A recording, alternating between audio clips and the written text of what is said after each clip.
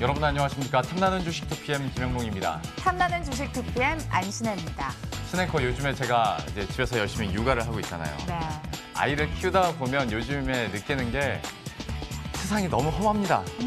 공기도 너무 안 좋고 맞아요. 오늘도 출근길에 제가 마스크를 쓰면서 너는 바깥에 나오지 마라 막 이렇게 혼자 얘기하고 왔는데 그러다 보니까 내 아이만큼은 좀 좋은 것만 보고 예쁘게 자랐으면 좋겠다라는 마음들을 항상 갖게 되더라고요. 네, 진정한 아버님이 되고 계시네요. 우리 개미 투자자들도 비슷한 마음을 가지고 계시지 않을까 싶습니다. 뉴스 보면 매일같이 분쟁 소식이라든지 어두운 뉴스, 쓸쓸한 뉴스만 들려오는데 그래도 그 시장 속에서도 긍정적인 부분을 보면서 그 시장이나 내 포트폴리오 수익률 높아가면 좋겠다라는 생각을 가지고 계시지 않을까요? 그럼요. 시장 자체도 좀 지지부진하고 관망 흐름이 짙게 나타나고 있긴 합니다만은 역시 긍정적인 부분을 찾아보자면 외국인이 선물 시장에서 사거래일째 순매수세를 기록하고 있고 규모 자체도 16,000계약 지금 넘어가고 있습니다. 그리고 또한 그래도 시장을 이끌어줄 IT 대장주들 SK하이닉스와 삼성전자도 상승세를 계속 이어간다는 점은 그래도 좋은 점으로 꼽을 수 있지 않을까 싶어요. 네, 긍정의 시그널 잘 꼽아주셨는데요. 이 시간을 통해서 더 나은 긍정적인 소식들 없을지 저희 오늘도 찾아보도록 하겠습니다. 탐나는 주식 2PM 출발합니다.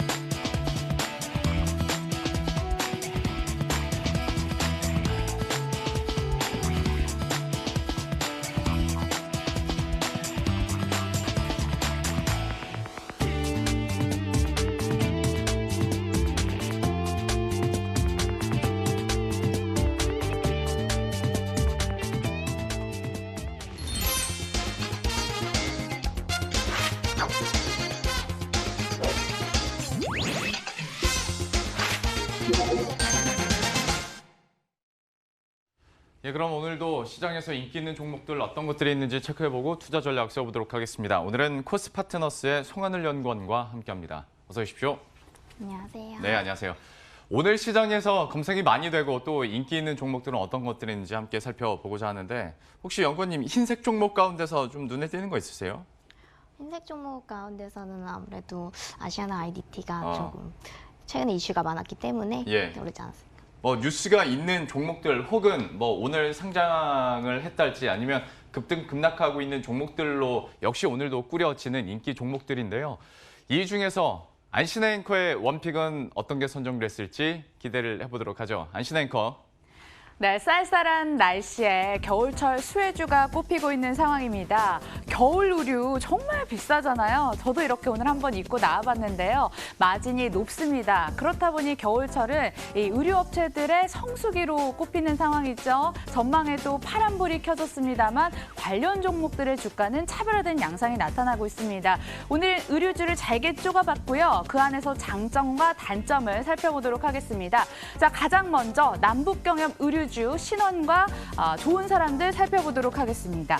개성공단의 입주에 있어서 남북경협주로 뽑히는 두 대장주이기도 합니다. 섬유산업은 개성공단에 가장 많이 입주해 있기 때문에 남북경협 1순위로 꼽히는 상황입니다. 신원과 좋은 사람들은 남북경협 수혜를 받아서 연초에 정말 급등세를 펼쳤습니다만 단점이 있죠. 지정학적 리스크에 취약하다는 단점이 있습니다. 북한의 미사일이나 그다음에 북한과 미국의 관계 악화에 주가가 쉽게 변화하기도 합니다.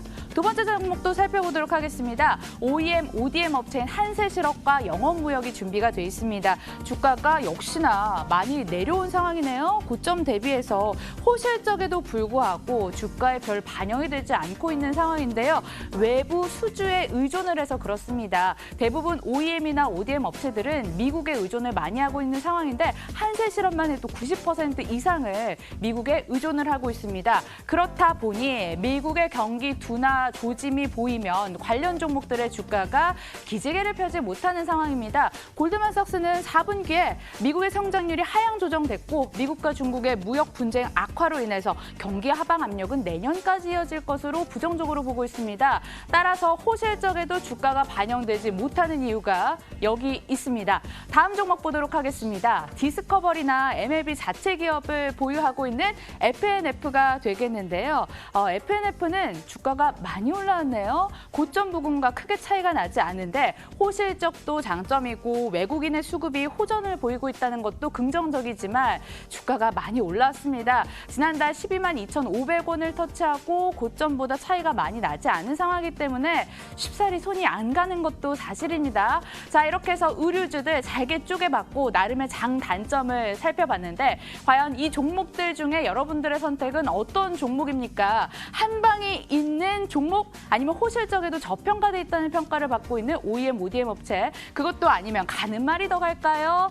FNF까지 살펴봤는데요. 주가 차별화 현상이 상당합니다. 전문가의 선택은 또 어떨지 인기 있는 이유에서 확인해 보겠습니다.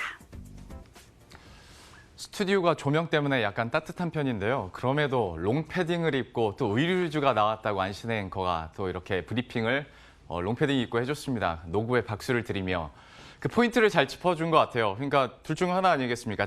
자체 브랜드를 가지고 있는 의류주냐 아니면 탄탄한 브랜드를 고객사로 두고 있는 OEM 업체냐 이렇게 또 나눠볼 수 있을 것 같은데 의류주 전반에 대해서 연구원님은 그럼 어떤 시각 갖고 계세요? 최근에 날씨가 추워져서 옷을 많이 입는다는 겨울이 와서 사실 이제 통상적으로 의류업계에는 4분기 실적이 가장 높은 추세를 보고 있는데요. 또 이제 의류 소비의 연간 소비량은 30% 이상이 4분기에 결정된다고 합니다. 예. 그래서 의류주 주가도 4월 이후로는 쭉 하락세를 타다가 최근에서야 조금 반등을 나오고 있는 추세인데요. 대형 의류주 업황은 아까 말씀하셨듯이 FNF라든지 휠라코리아 좀 실적 강세를 보이면서 좋아지는 중입니다. 다만 이제 OEM 업체는 미국 소비 경기에 대한 좀 불안감과 위축이 되어서 좀 주가가 많이 하락해 있고 아직 반등은 크게 나오지 않은 시점인데요. 그럼에도 이제 지금 최근 우리나라에서는 중국인 관광객도 늘고 있고 또 비중국인 외국인의 소비도 늘고 있어서 K-패션 그런 브랜드라든지 이런 부분에서 인기몰이를 아직 진행 중입니다. 그래서 예, 계속 설명을 해주시죠. 네네네. 이렇게 인기몰이 진행 중에서 우리나라의 같은 경우에는 아직까지 그래도 추세를 이어가는 브랜드 쪽이 낫지 않을까 생각을 하고 있습니다. 예. 혹여 보시는 분들 중에서는 띵동 소리가 되면 저희가 전문가 마이크를 끄는 줄 아는데요. 그런 건 아니고 중간에 의류주 얘기를 하다가 오늘은 좀 빠른 타이밍에 또 딩동지옥이 열립니다. 어떤 질문 준비한 거예요? 네, 맞습니다.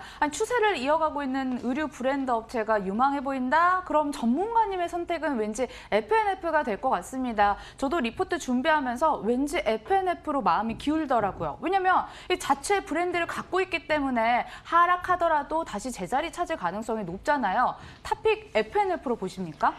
제 탑픽은 사실 신원입니다. 신원이요? 신원이요? 네, 왜냐하면 이제 신원 같은 경우에는 관광객이 자주 찾는 명동, 또 홍대 이런 거리에서 이번에 플래그십 스토어를 운영하고 있는데요. 예. 그런 이제 관광객의 매출 증가 예상과 또 캐주얼 브랜드 마크엠을 론칭하고 최근에는 힙합 페스티벌 등에 참여하면서 젊은 마케팅에 주력을 하고 있습니다. 예. 또 말씀해 주셨지만 경협주라는 낙폭 관련 메리트 그런 게 있었고 또 바닥권에서 워낙 주가가 놀고 있는 상황이기 때문에 이런 점이 오히려 추가 포인트에는 매력적으로 다가오지 않을까 생각하고 있습니다.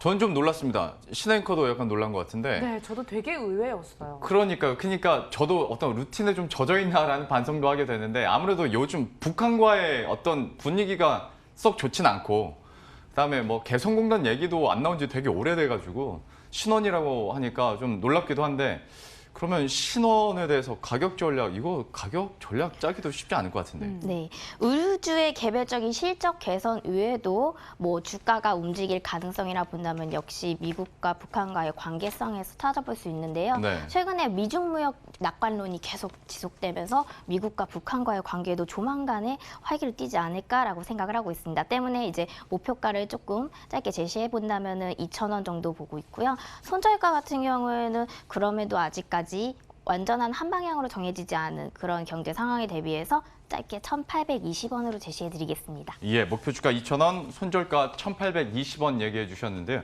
이거 되게 우문일 수는 있는데 그 연구원님은 그러면 이 신원을 남북 경협주로 보세요? 아니면 의류주로 주로 보세요?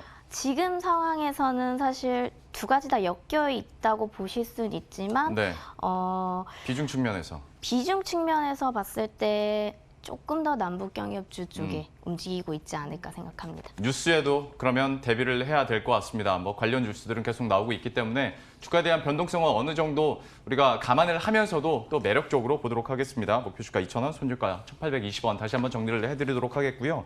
두 번째 종목으로 바로 넘어가 보도록 하겠습니다.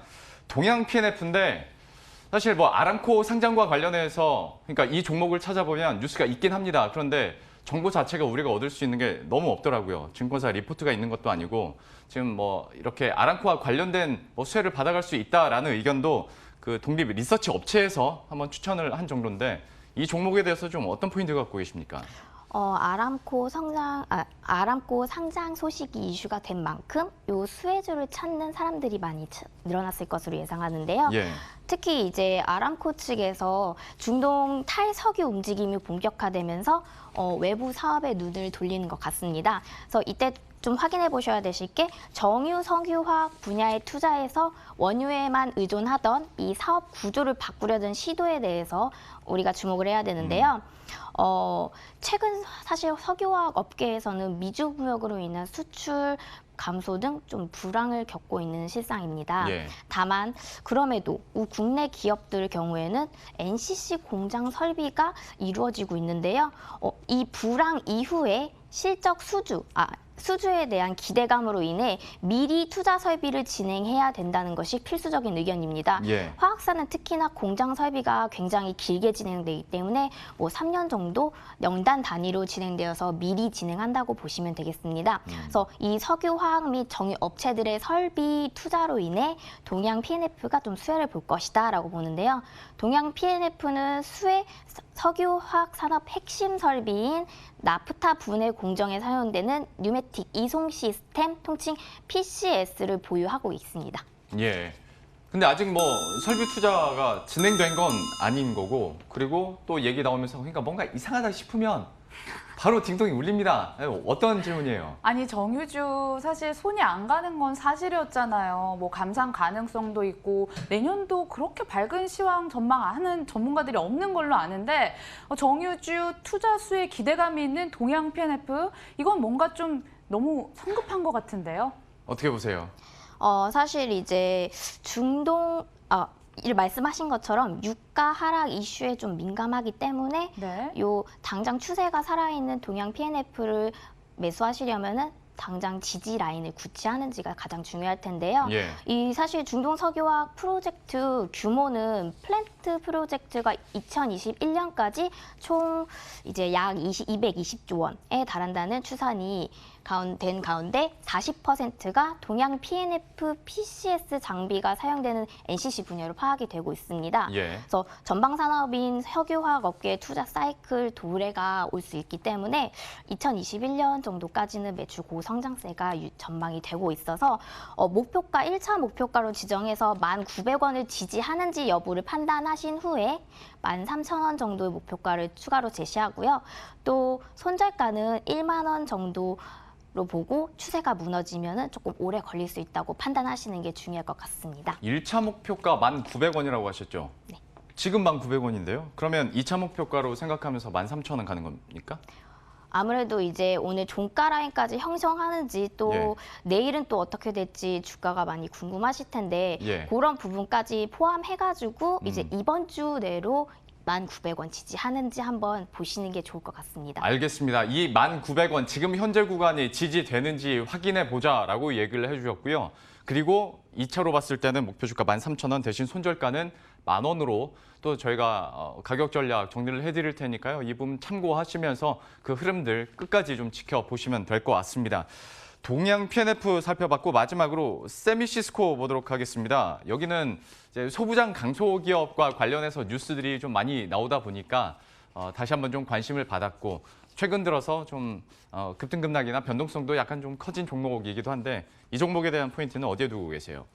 세미시스코는 최근에 뭐 투명 전극이라는 투명 전극 국산화를 통해서 이제 일본 대일 수출 관련해서 좀 부담을 줄이겠다라는 그런 이슈가 떠올랐었는데요. 예. 또 화이트리스트 제외 국가 지정이 된 우리나라 상황에서 대일본 무역 적자가 좀 지속적으로 발생하고 있는 상황입니다. 때문에 이런 일본산 부품 소재 적자 구조를 해소 가능하다. 뭐 무역 전쟁의 기간이 길어지면서 내수 시장 상용화에 더불어서 장기적으로 볼 때는 해외 진출 가능성도 있다고 봅니다. 다만 기존 사업인 이제 LCD 업계 상황이 중국 LCD 업계의 공격적인 투자로 인해 좀 자본 잠식이 되어가는 중에 또 업종 내에서도 공급 과잉이 된 점도 문제를 가지고 있고요. LCD 패널에서 OLED로 넘어가는 이런 상황은 디스플레이 시장이 굉장히 어려워지면서 기존 사업 부분의 매출 부진을 부정할 수 없을 겁니다. 때문에 이미 이러한 상황에 대해서 동사가 해결책으로 전기 사업차로 좀 뛰어들어 초소형 전기차 도입 사업이 이미 매출액의 한 20% 정도를 구성하고 있는데요. 예. 이런 전기차 부문도 아직까지는 상용화되긴 이르지 않나라는 생각을 먼저 두시고 가시화된 수익을 보기에는 좀 미래의 일이지 않을까라는 투자 초점을 맞춰서 단기간 내 좀 업종 수익성을 개선할 만한 사항이 없다라고 판단하시고 매도 후 자리 조금 추세 지지하는지 아니면은 더 하방이 뚫려 있지는 않은지 그런 부분에 체크하여서 투자하시면 좋을 것 같습니다. 약간 그 단어가 훅 지나가긴 했는데 투자 의견 그러면 매도로? 네, 아무래도 지금 단기적인 이슈 때문에 살짝 올라갔다가 내려간 추세를 볼 때 당분간은 아직까지 뭐 매수를 하는 구간은 아니라고 생각합니다. 알겠습니다. 워낙 요즘에 세미시스코 그 하루 중에도 변동성이 크다 보니까 많이 검색이 돼서 저희가 한번 짚어는 드렸습니다만은 투자 의견은 매도가 나왔다라는 점 다시 한번 확인을 해드리도록 하겠습니다. 오늘도 이렇게 3개 종목에 대한 전략들 함께 세워봤고요. 코스파트너스의 송하늘 연구원 그리고 안신혜 앵커 함께했습니다. 고맙습니다.